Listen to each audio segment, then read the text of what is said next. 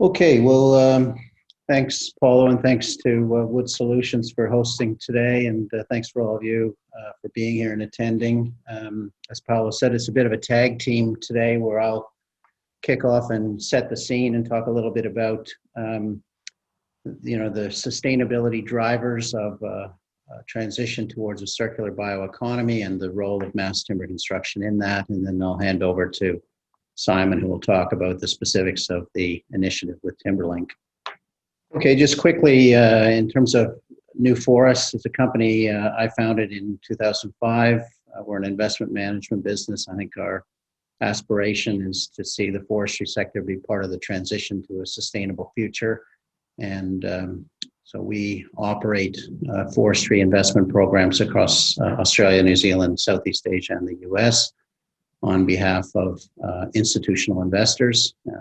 These investors tend to be pension funds, insurance companies, medical benefits trusts who have long-dated liabilities.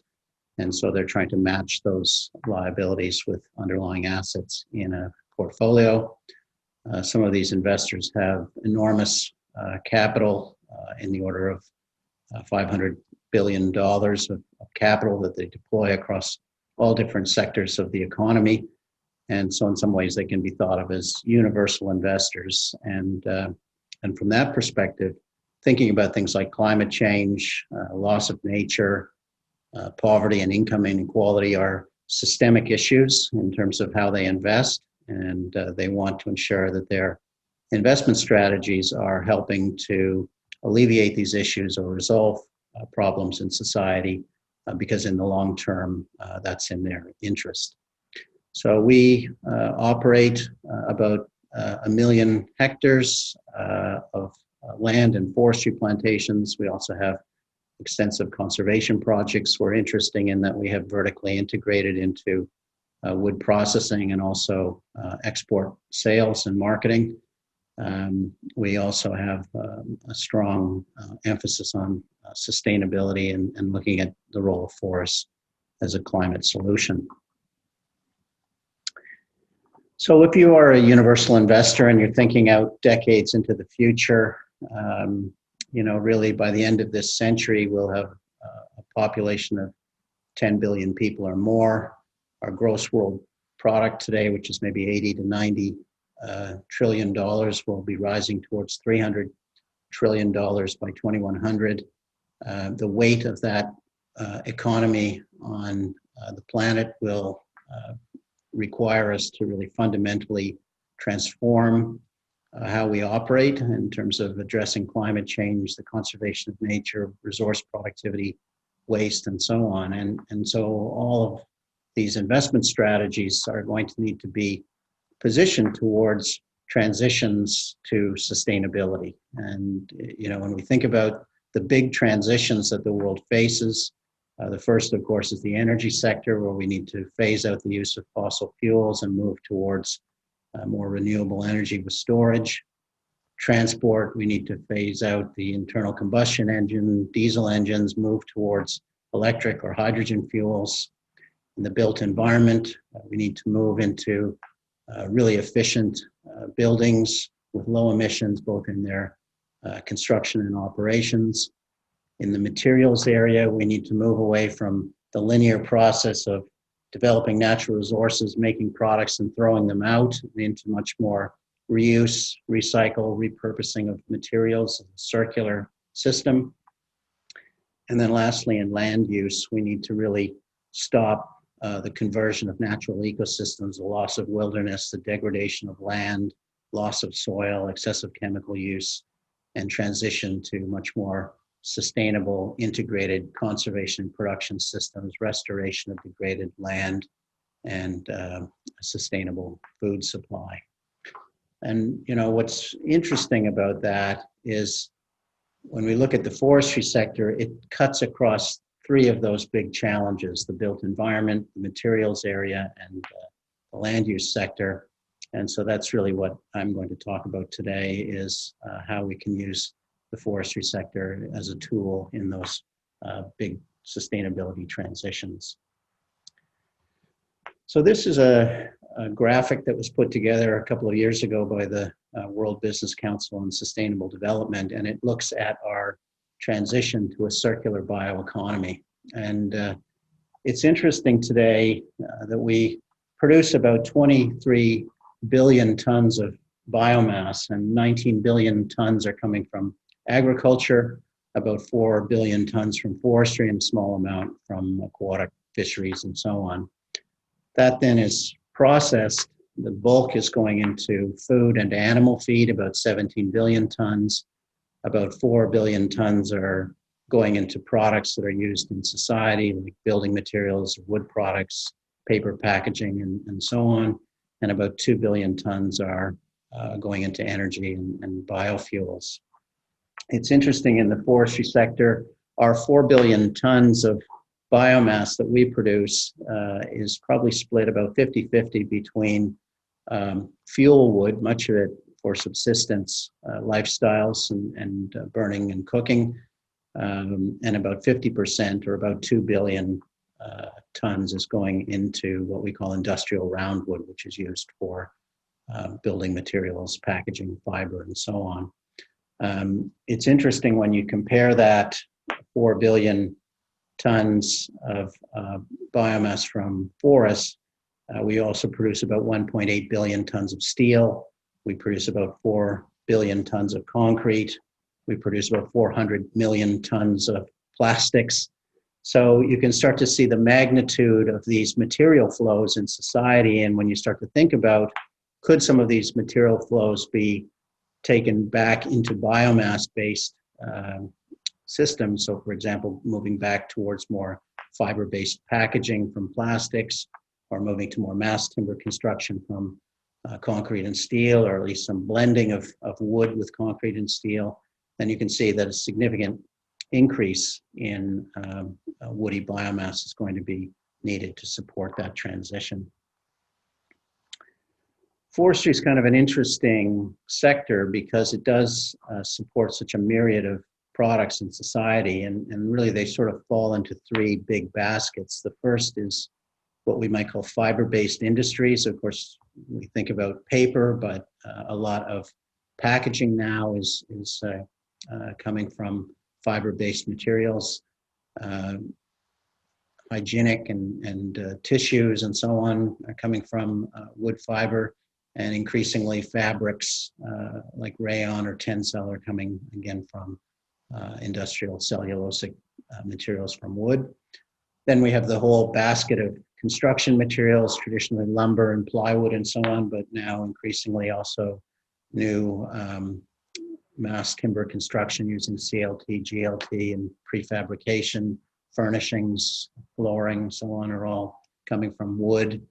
And then lastly, the sort of biomass, biochemicals, biofuels that can all start to create innovative new products like bioplastics coming from biomass. So it's a diverse sector feeding into a whole variety of products in human society, but with tremendous opportunities to continue to expand and diversify. And so when we start to think about the forestry sector and the role of trees in our sustainable society, you can start to see how we can have almost an ecosystem of manufacturing and production, where we might have a core breakdown into a timber or veneer type product, and then secondary processing into things like cross-laminated timber.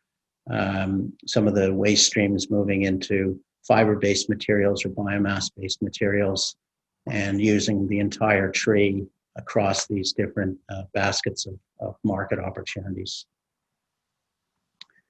And this isn't a pipe dream. You know, there's companies out there today that have already made this transition, which is exciting to see. And I think Stora Enso is a great example. They're a renewable materials company. Their motto is that anything made from fossil-based materials today can be made from a tree tomorrow. And a couple of years ago, I saw one of their executives give a talk, and he said something that was astounding, that 70% of their sales revenue was coming from products that they didn't make 10 years ago. And forestry has never been seen as that dynamic a sector, but today it is becoming one of the more dynamic economic sectors because of this ability to be part of the large-scale sustainability imperative. Mass timber is really what we're going to focus on today, and this is just a grab that I pulled out of a report that came out a couple of months ago. It's called the North American Mass Timber 2020 State of the Industry. And they've put out a kind of a Moore's Law of mass timber based on their research that is suggesting that mass timber construction will double every 24 months. And forecasting that forward, you can see that it starts to get up to tens of thousands of buildings per annum by the 2030s. But what's even more interesting is you start to see a really significant decarbonization of the entire built environment. And with this type of growth rate, we would actually have a carbon negative construction industry by 2034. And that's because of the storage of carbon in the building materials in the built environment is now exceeding the emissions needed in the construction. So it's a great aspiration linked with the prefabrication. It could be one of the most significant building revolutions in history. But of course, behind that, for us as investors, is the reality that we need to then expand the supply of wood to society to support this type of transition.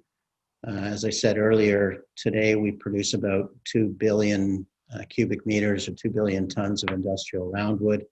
About 1 billion cubic meters of that wood is coming out of natural or semi-natural forests. And think of Siberia or Canada. But about 1 billion is now coming from intensively managed timber plantations, much of that in the Southern Hemisphere and tropics. And it's our view as we look out to the future towards 2050, all incremental wood supply is going to come from these intensively managed timber plantations. And the role of natural forests really will be relatively flat going forward. What's interesting is traditionally the timber plantation sector has been able to increase its productivity by about 1.5% per annum. So we can probably get to at least a doubling of wood supply just through best practice and research and development on our existing footprint of plantation forests. But if we think about a bioeconomy transition where we're going to need more fiber, more biomass, more wood materials, then we're probably going to need to expand the plantation base. And if we think about that, that's going to require hundreds of billions of dollars of capital, which I think is available. But it will also require that careful work of ensuring that land use change is done on a sustainable basis, both for social society and for the environment. And when we look even beyond that and go back to some of the projections of a bioeconomy transition where up to 4 or 5% per annum increase in wood use is required, then I think we move to systems that are even beyond forestry alone and require the use of agricultural waste materials, hyper productive species like bamboo and so on that can all be used to support some of these growing market opportunities. And I think for Australia, it's an exciting time. We have a lot of land. We have a lot of capacity to integrate forestry with agriculture and land use. And part of that is, I think the challenge now for us is to think about a forestry sector strategy for Australia that can make us one of the rising players in this emerging bioeconomy opportunity. Our industry is already largely based on plantations of eucalyptus and pine that can provide these different mixtures of products that we've been talking about. The plantation base tends to be concentrated into a set of regional hubs in Tasmania and southwest Western Australia, the Green Triangle, Murray Valley, and so on. And so what you have is the possibility to build out these processing ecosystems where we've got the primary breakdown mills or veneer mills, and then we have secondary processing into higher value added products like mass timber panels or prefab systems. And then the residues can flow into things like MDF, composite materials, energy, liquid fuels, and so on. And I think this is a tremendous opportunity when we think about coming out of the pandemic, building back better, creating a more sustainable society as the area for government policy intervention, potentially setting up wood-first building policies, getting a carbon price signal that can support expanded reforestation, support for research and innovation. All this together can help Australia be at the forefront of this bioeconomy transition. So with that, I will start to segue to Simon and just say, by way of background, we originally invested in some plantation forests, about 45,000 hectares in northern Tasmania and about 45,000 hectares in the Green Triangle of South Australia and Western Victoria. And when Guns entered administration and receivership, we were able to acquire the 2 sawmills that worked with the timber from those plantations, created Timberlink.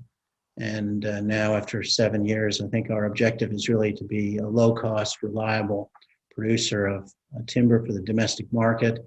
But we also want to emphasize innovation and alignment with this bioeconomy transition. So I'll hand over now to Simon to talk about the CLT GLT initiative that they're developing.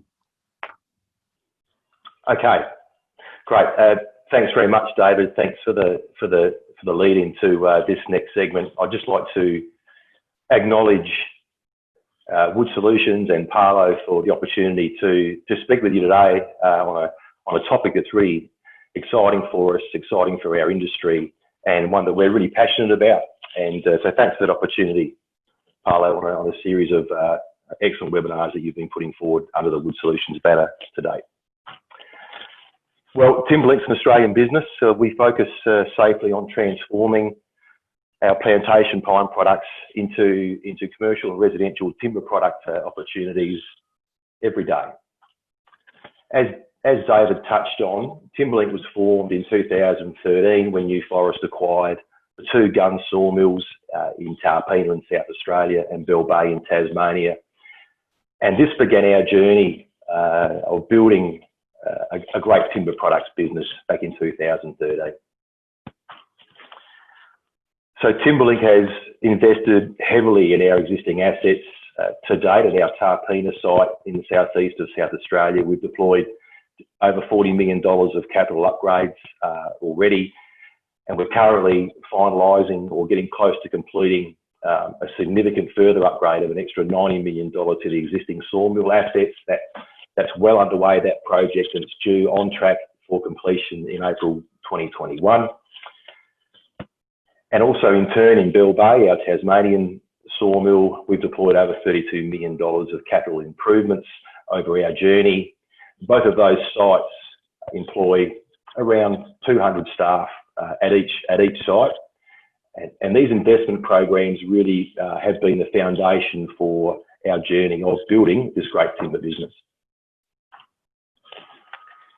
Our product range is not complicated. Our core business focuses on manufacturing consistent quality, high quality pine products for the building construction industry, and we're predominantly focused on the residential, DIY and the emerging light commercial market sectors. Sustainability, really important for us. It underpins our strategic thinking. Timberlink's committed to some significant reductions in carbon emissions by 2030.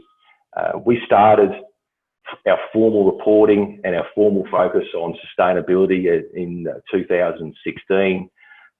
Very disciplined with our work around this topic. And I draw your attention to our website, which has these reports available to you. The 2020 report is to be released in the next few weeks. Provides a really, really deeper dive into the key initiatives that are business-wide to meet our targets that are quite aggressive in playing our part in a better environment by 2030.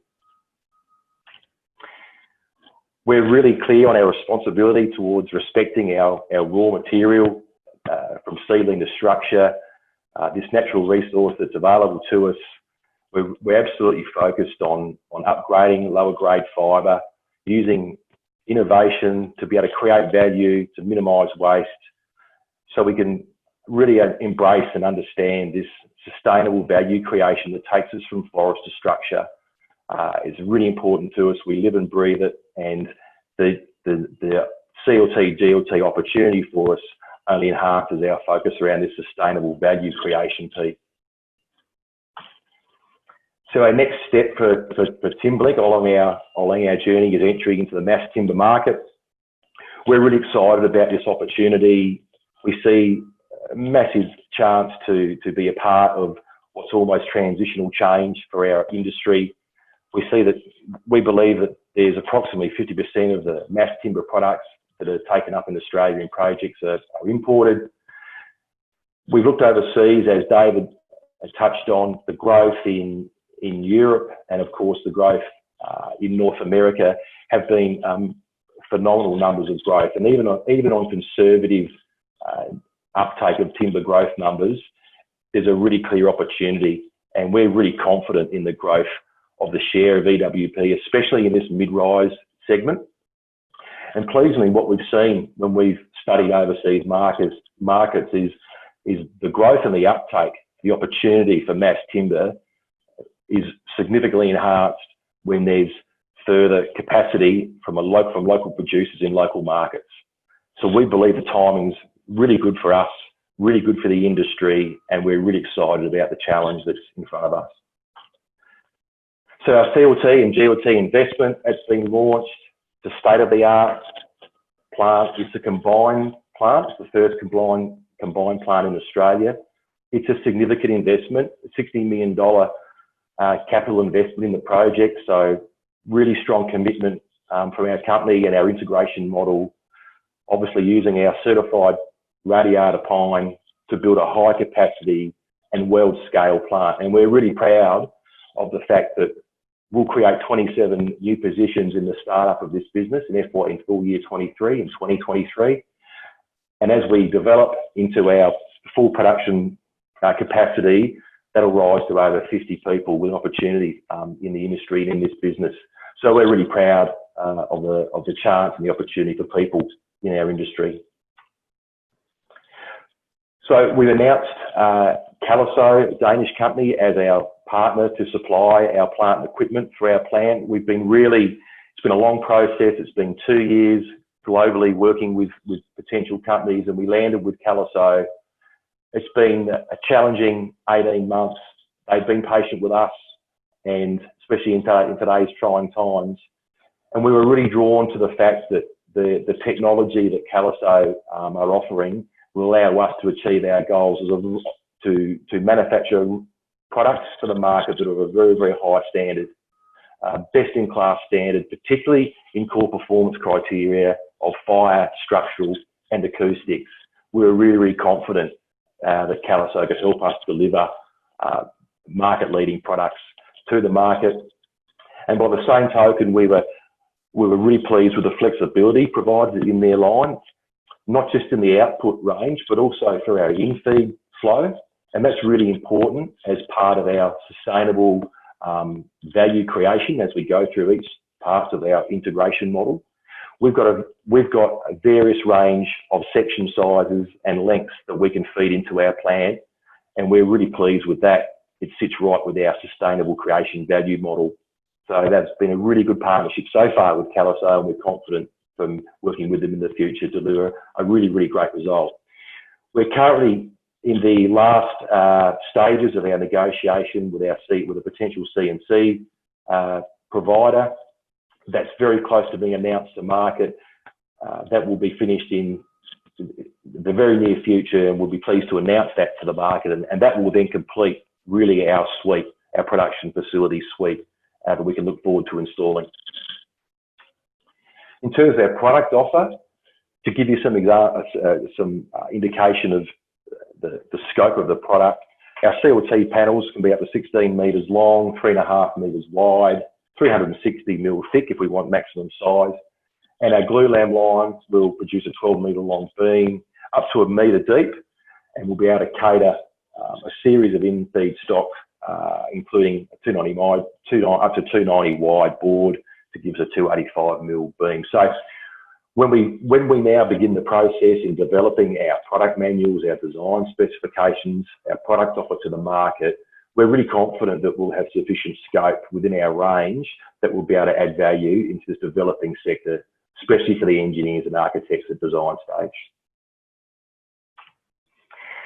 So our objectives and our timelines are set. We commenced 2 years ago with some R&D programs, looking at the properties of our raw material and our fibre out of the green triangle, and also producing test panels. And we were really encouraged by the early signs and the early results that we got with those tests. And in fact, that laid the benchmark for us to develop the business case. So we were really excited about that early. The next 12 months for us, it's a really important time for us where we develop further testing, we complete our certification models of our products so that we can build up our design manual, our technical design guides, so that we can be in the market engaging with potential stakeholders and looking at project opportunities this time next year. That seems early. Our product equipment is due to be installed in 2 years' time, and then we'll move through a series of testing and commissioning, commencing production with our planned delivery of product to market late in 2023. What's really important to understand in the timeline for next 12 months, in fact 2021, is that the selling process, the specification process from design and concept stage of a building to delivering product is lengthy, and we understand that process. 6, 12, 18 months, 2 years in design potentially to go to market. So to produce panels. So we need to be in the market this time next year, and we'll look forward to working on our pipeline, developing our range, working with key stakeholders to give us every opportunity to hit the ground seamlessly in 2023. It seems like a long way away, that date, but when you roll back and look behind this sheet and see the activities and the actions and the milestones that we have to achieve to get there, 2023 is coming really, really quickly, and we've got time to get our planning right. We've got time to deploy our plans, but we've got absolutely no time to waste. So we're really focused on our milestones and our objectives. So what does that mean for us for Timberlink in 2023? Clearly, we'll continue our journey to becoming and building a great timber products business with the great support with our raw fibre from New Forest, significant upgrades, world-class sawmilling facilities, and a state-of-the-art CLT, GLT combined plant that allows us to move into that market. It's important to note that just putting product to our plant is not the be-all and end-all. Yes, it's critically important for us. Our business case is based on it, but we think of this whole concept at a higher level. We carry a significant responsibility to grow the opportunity for timber and engineered wood products into markets that are non-traditional uptakers of timber. We take that responsibility really seriously, and it's an exciting time for the industry, and we are really, really proud to be a key part of it. So with that, I would like to thank you for the opportunity to give you a quick overview of where we're at today, and I will hand back now to Paolo. Thank you. Thank you very much, Simon. A great presentation and great expectations, of course. You're raising the stake. So our panel today is constituted by 3 experts in the sector, which have already, from different perspectives, significant experiences in timber structures, especially into the mid-rise and more at large, I would say. So please welcome Ross Snowball, and please guys activate your video and voice as I speak. Ross is the new business regional director for Multiplex. Julian Anderson is a director with BatesSmart, and Andrew Knox is a research director with Pollinate, a survey and strategic marketing company. So I will ask the three of them in this order to briefly introduce themselves and their experiences in dealing with timber structures. And while they do it, I would encourage them to make their own comment in terms of a SWOT analysis. What is the state of the art now? What are the expectations? What are the strengths and weaknesses and opportunities and threats that they see for engineered wood products into the market in Australia? And then we will open up the conversation with your questions in the Q&A and interaction with the speakers as well. Okay, thanks, Paolo. I'll get through this as quickly as I can. So my name's Snowball, the New Business Regional Director for Multiplex. I'm based in Melbourne, Victoria. I guess probably we've had a bit of a journey in timber, probably starting back from about 2013. And it's been an interesting journey. We've done quite a lot of work with universities. So the work we've started off a project at the University of Melbourne. The Faculty of Architecture was probably our first foray into mass timber. So within that project, there was LVL, and there was a beautiful hanging studio that was a feature designed by John Wardle. We then moved on and did a project for the Monash University Learning and Teaching, and that again featured LVL timber. Followed by a community centre at Bunjil Place out in the southeastern suburbs of Melbourne, and that was predominantly glulam timber. So we worked then on the Monash Peninsula project, and that was a full CLT structure, one of the largest at that time, and that was a student accommodation project, full CLT. Followed then by a hybrid CLT and steel project at 276 Flinders Street. And that was one of the, I guess, classic uses of timber in the sense that it was an existing building which already had footings that were maxed out, I suppose, with the concrete structure. So we had to put a lightweight structure on top. So it maximised the opportunity for the owner of the building by putting a lightweight structure on the top. And the building that we've just completed for La Trobe University now, again, was a full CLT structure and a very, very large project. And we've only just completed that project now. That won't be occupied until the start of the next school year in 2021. So just a bit of a snapshot on some of what that project looked like. 624 beds.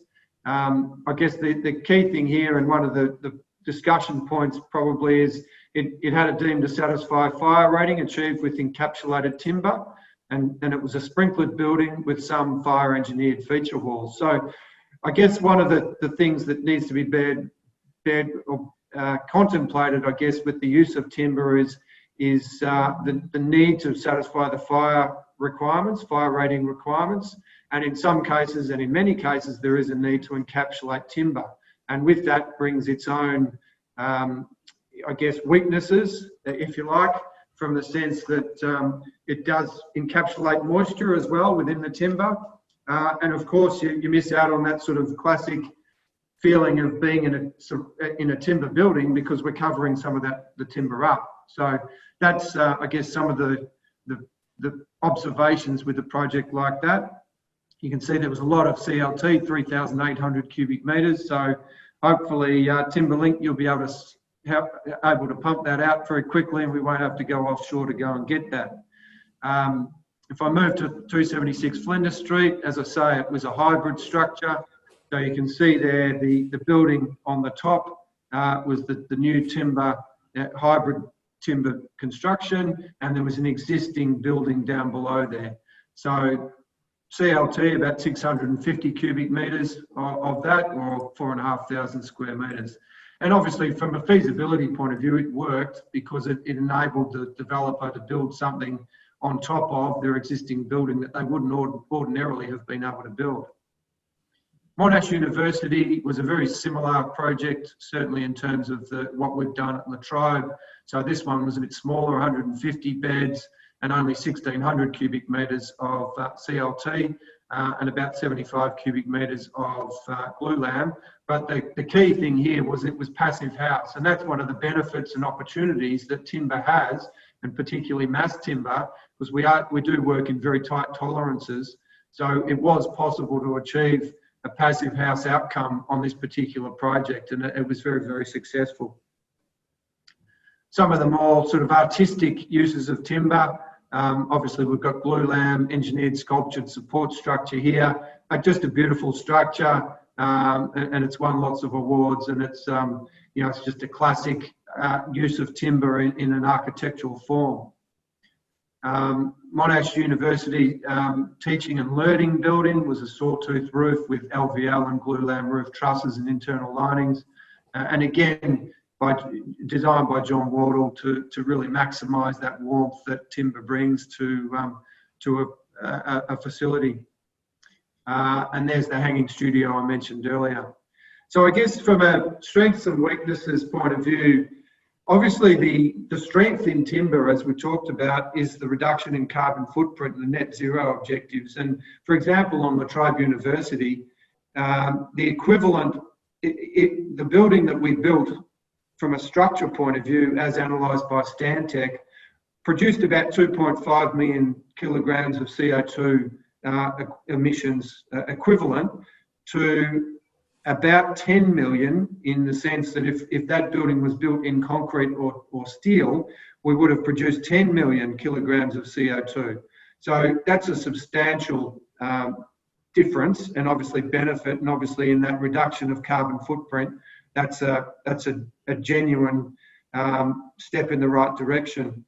I guess some of the opportunities I see, and it's great to hear that Timberlink are bringing more capacity to Australia, because predominantly everything we've done so far has been produced offshore, as Paolo well knows. So it'd be great that there's more facilities that can produce this material in Australia on a mass scale, because we do spend a lot of time and effort bringing material to Australia on a boat, and obviously there's its own sort of carbon production in transporting some of this gear to Australia. So the less we can transport from overseas, obviously the better. Okay, interesting perspective, Ross. You've cut me off. That's okay. We better move to Julian. No, I would like to give some space to Julian, Andrew, and the conversation with the two speakers. But up to you. If you. Thank you. Do you need to show anything else? No, that's fine. Look, the only other thing I'd say is, and Julian might mention it, that sort of that biophilic feel of timber is obviously very important, and particularly perhaps in a post-COVID world, again, as David mentioned, maybe there is an opportunity to rethink workspaces and come up with more warm and inviting surrounds, and timber's probably the answer in that respect. Hi everyone. So we're an architectural practice, BatesSmart. We've been in Melbourne for 166 years. We have about 300 employees across Melbourne and Sydney. We're an architectural practice. We're very interested in undertaking detailed examinations of each site, its context, its history, and its place in our future, and we truly believe in the ability for architecture to positively change people's lives. So we've over the years undertaken a number of very significant projects, really starting with the most significant early one there is the Melbourne Public Library, and in recent years we've undertaken work at Collins House, which is a 185 metre tall tower that's actually the world's third slimmest tower. So we're very comfortable working in an environment that requires a very high degree of innovation. We worked on the Royal Children's Hospital, Bendigo Hospital, and also we're recently very active in the build to rent sector, working with Mirvac on the Queen Victoria Market project, which will be one of the most energy efficient apartment buildings in Victoria. So I'll talk briefly about a couple of our key mass timber projects. This is 25 King Street in Brisbane, which is Australia's largest, tallest timber office building in Australia, and does hold the title for the largest gross floor area for an engineered timber office building in the world. It's about 14,500 square metres of NLA. You can see here that we have exposed the timber in the ground plane here through this colonnade, and then also internally in the building, picking up on Ross's greenery into our lobby spaces. We are very well aware that, particularly in this post-COVID world, that we're being approached by developers to explore new ways of bringing the opportunity for people to have a greater connection to nature into that buildings, into their buildings, and that's in the form of timber, in the form of greenery, landscape, and access to fresh air and direct sunlight. So you can see this image here of the typical work floor, fully exposed CLT soffits, glulam columns and beams. We know that when Oricon, who are the major tenant, moved into this building, they posted images of their staff hugging the columns on the floor. So although there are a lot of columns. Excellent. We also are tenants there as Wood Solution. Two colleagues of mine, Beth and Dean, of course, to this building. Course. Well, I hope you're hugging the columns. So there's obviously a lot more columns in this building than a traditional concrete structure. It's on about a 6 by 9 metre grid, but it hasn't put off these tenants. If anything, it's a real attractor. This is our next major project, which has recently been completed on the corner of City Road and South Bank Boulevard. This is the new 10-storey Adina Hotel. It's cross-laminated timber system, panelised system, and it is a building which sits on top of an existing 7-storey structure. Now, that building was designed to take 6 levels of concrete, which has allowed us to deliver 10 levels of timber, which has got us to the sort of the hotel room number that Adina were looking for, which is 220 rooms. So I think this is something we're really interested in, is timber's ability to solve the structural challenges due to its lightweight nature, and we think there's a real opportunity for more of this sort of work particularly in our CBD environments. There's an image of the panel going into place. We do have a ground floor lobby for the hotel on City Road, and then a series of lifts which takes you up and onto and into that new hotel, which sits on top of the existing commercial building. I think importantly, something that isn't talked about too much is the fact that the timber construction is very quiet. So those commercial tenants were able to stay in place during the construction of the timber hotel over the top. And there's a detail of our balcony, which behind which is our gymnasium.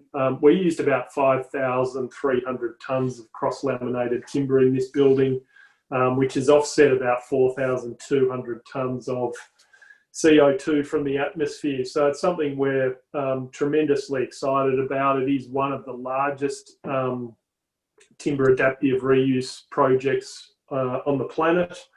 The timber was sourced from KLH in Austria, and I'm very interested to hear Simon's comment about 50% of our products are being sourced from overseas. So we're very excited about Timberlink opening this plant. I really think that's going to change the nature of the way we source and deliver these projects. So Paolo, I'll hand back to you. Thank you very much. We are excited to seeing also your next upcoming projects. Given the quality of these ones, we are really looking forward to the coming ones. So now, Andrew, I know that you are also working from a timber-rich office, and consistently with the name of your company, you also have beehives on the roof, if I remember well. So up to you, Andrew. Thank you, Paolo. Today I'm working from my humble little home, but yes, we do have a very wooded environment at the Pollinate office, and I'll show you a bit of a snapshot of that in a few minutes. So thanks for the opportunity to speak today. I'm going to be sort of bringing the user or consumer perspective to complement everything that we've heard today. I work for Pollinate, a research agency based in Sydney and increasingly based on the internet. We're about 15 years old. I've been there for about half of that time. We work on many kind of household names, you know, companies like Google, Qantas, but I guess more relevant to what we're talking about today is all of the work that we do within the wider sector. So touching on many different aspects, from those who grow the stuff to those who build and specify with it to those who use it. So we've got quite a broad perspective in terms of the research that we do. But what I wanted to focus on today and just give you a little snapshot for the next few minutes is the wellness study that we did back in 2018. So this was building on some international research in this space, which had demonstrated a positive impact of exposure to wood in certain built environments and feelings of well-being. So we designed a 15-minute survey, which we then fielded among 1,000 indoor workers. So a big, robust sample that we structured according to the indoor working population using ABS data. And what we're looking to do was understand and measure the effects of wood on people's well-being and happiness and even productivity while at work. And what we found, and we were pleasantly surprised to find, although we did have a very strong hypothesis going in, is that exposure to wood in the office environment is highly correlated with satisfaction with both your working life and your workplace physical environment. So if you're happy with physical environment, you're more likely to be happy with your working life in general. And you can see there that along the bottom on the x-axis, we've got proportion of exposed surfaces that are natural looking wood. So when we cross-tab the data, looking at workers in each of those different office environments, we found quite a clear pattern there in terms of an increase in satisfaction. We also found that exposure to wood in the office environment was also correlated with greater ability to concentrate and greater stress levels. And we also found that there was an increase in terms of self-reported productivity. So we have here this kind of beautiful marriage of wood as not only, you know, the most environmentally friendly material, we're starting to see this social benefit coming through and even an economic benefit. And it's rare that you get all three perfectly aligning in this way. And while the results in some ways were almost surprisingly positive, they make perfect intuitive sense. If you sort of imagine this working environment and contrast it with, say, this working environment, and there's the Pollinate office that Paolo mentioned there, you know, it's just intuitive that you would feel happy in the second environment than the first, and happy workers are productive workers. So just touching on some of those key findings, we found that office workers generally are spending very little time outside during their working day. So they're often indoors under lights with little exposure to the outside world for 8-10 hours a day. That a lot of them are taking unplanned leave. So 1 in 4 are taking unplanned leave when they're physically fit, but just don't feel like going to work. And then we found that workers in those workplaces with more exposed wood have higher levels of satisfaction, and those who are satisfied take less unplanned leave. So that, again, there's that productivity and efficiency benefit there. And wood was correlated with higher levels of concentration, improved mood, and personal productivity. Yeah. So just, sorry, Paolo? No, and I'm saying this was absolutely relevant 2 years ago when you did this research, and it's even more relevant now that we are looking ahead at the post-COVID role of the office. Yeah, I think 2020 has presented us with some challenges, but also a lot of opportunities for wood. So I guess one of the challenges in mid-rise construction is that concrete and steel are so baked into the systems and processes of large development and construction companies. But more and more, we're seeing some of these leading companies that are able to sort of demonstrate these very high-profile buildings, and it's great to see that, you know, that Multiplex are on board from Ross's presentation there. You know, Lend-Lease have been in this space for a while. And I think, you know, these are starting to get a lot of traction, and we're seeing the dial gradually move away from concrete and steel and towards wood. Yeah, absolutely.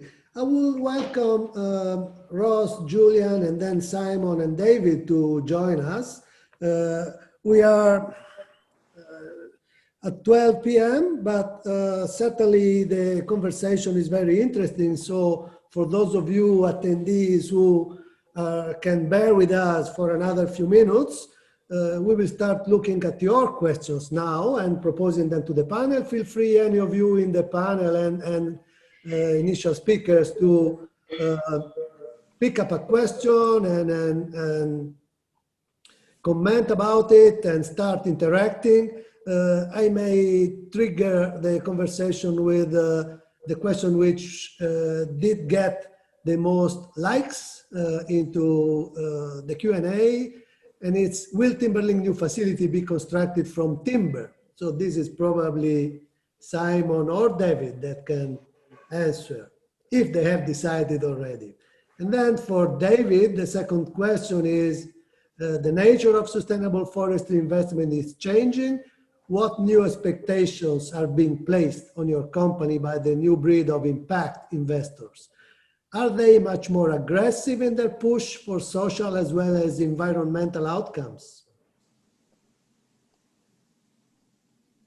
Well, Paolo, I could start with that second question if you like. Yeah, excellent.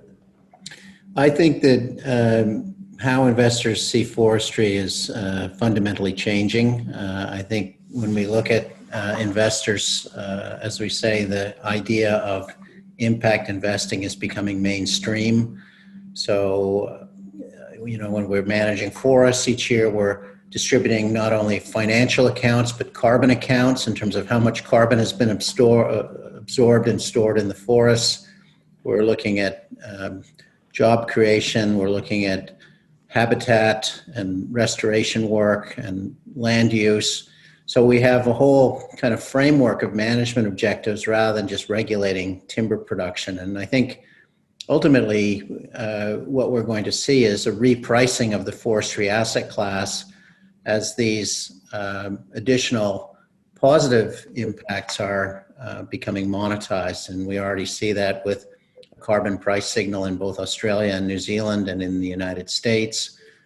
We see increasingly the opportunity in Asia where we're investing, where we have impact investors who are coming in and willing to take a lower return for more high investment into things like restoration and community forestry projects.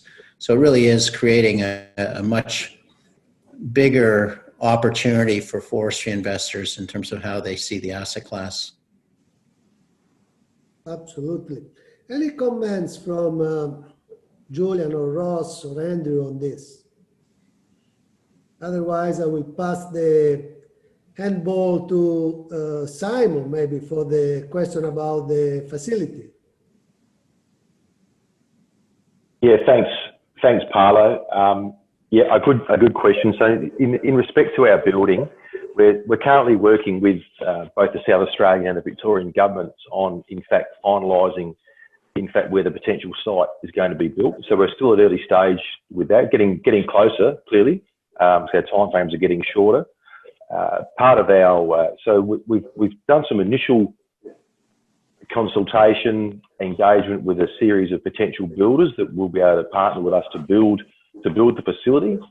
We haven't mapped out the actual detailed requirements of the building spec yet, but clearly will be one of our options will be using timber in the structure. There's no doubt. So we need to model that, and there's a few factors with that. Clearly, we haven't built we haven't built the production facility yet, so we would have to do some serious work with other and collaboration work with others in the market, but that's doable.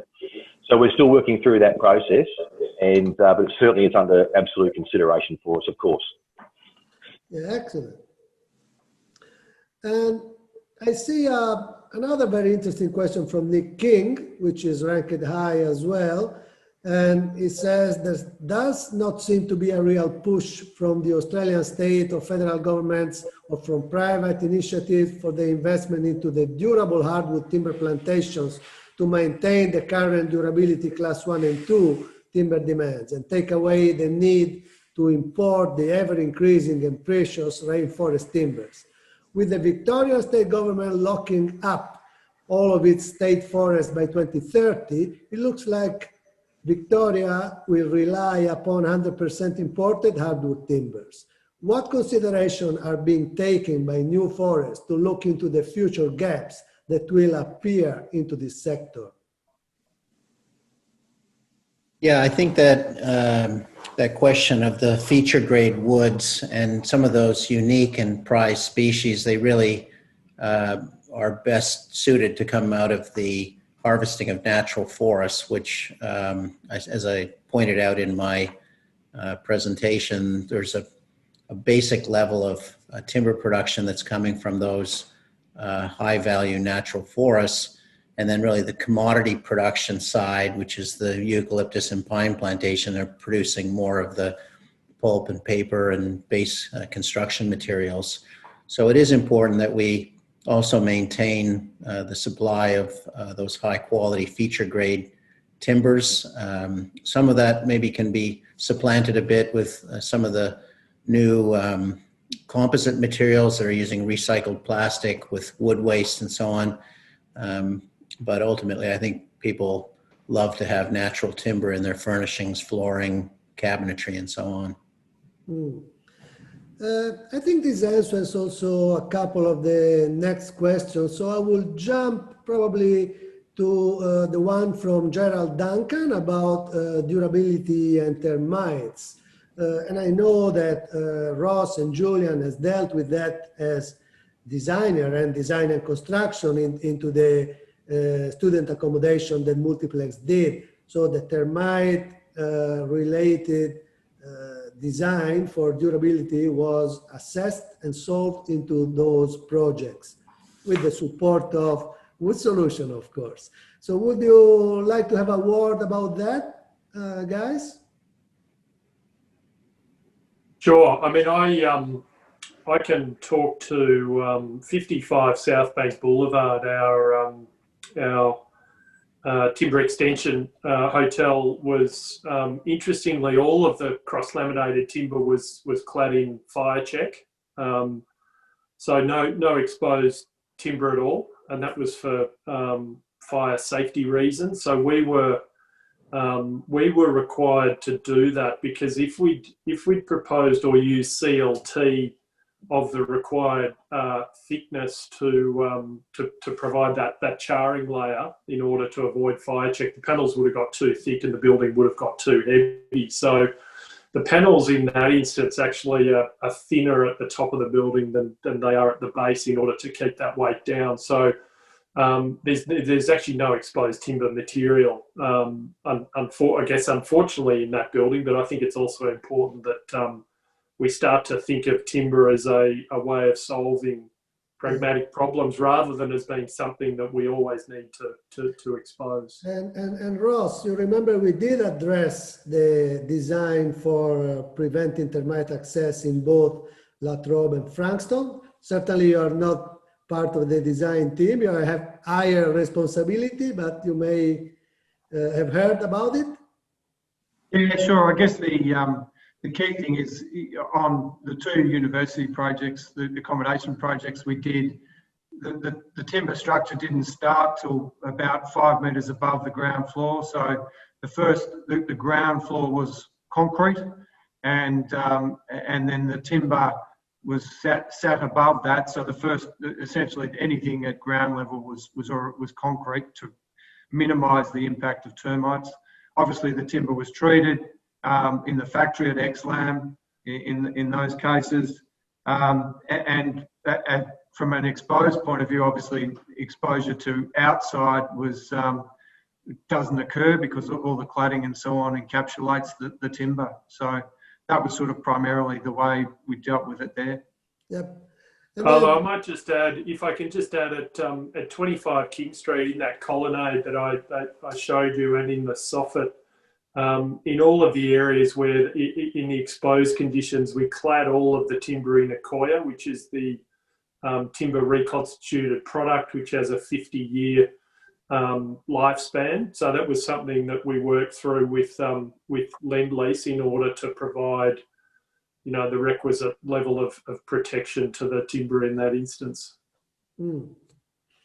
Okay. So any project is different from the previous one. Every project, sorry, is different from the previous one and has specific performance requirements, site condition, etc. And as you know, as Wood Solutions MAP advisory team, we are always able and available to help you with your design into any step. So feel free to ask, and we are here to support you. And going on with the question for another few minutes, because I think we promised to cut at 12:15. There is an interesting question from Jen Lassaline for Simon specifically. Will Calazoe be designing just the production line or the entire new GLT building? We have done the civil and structural engineering, etc., etc. So that's a question for you, Simon. Great, thanks. Calazoe have worked with us in terms of the design of the production line, of course, and we're still making slight adjustments to that. But in reality, that's landed with them and us. So in terms of the structural design and the building, as I mentioned before, we're commencing our work with some shortlisted builders and associated other companies for civil to work through exactly what the actual building structure looks like with the requirements now to take the equipment that we've ordered. So we're still in earlier design stage for that, and we'd be certainly pleased to get your take on it offline. Yeah, perfect. So I think we are reaching the term of our time. There are a couple of questions as to whether this webinar will be accessible in the future. Yes, like all our webinars, in 2, 3, 4 days. Now, tomorrow is a public holiday in Victoria, but anyway, early next week, certainly it will be online on the Wood Solutions website, so you can forward the link to your colleagues and friends in the future if they want to watch it. And now I would say I really want to thank all of you and the attendees for the excellent presentation and questions. We will forward you guys the questions because there's a few others that you may like to answer separately offline.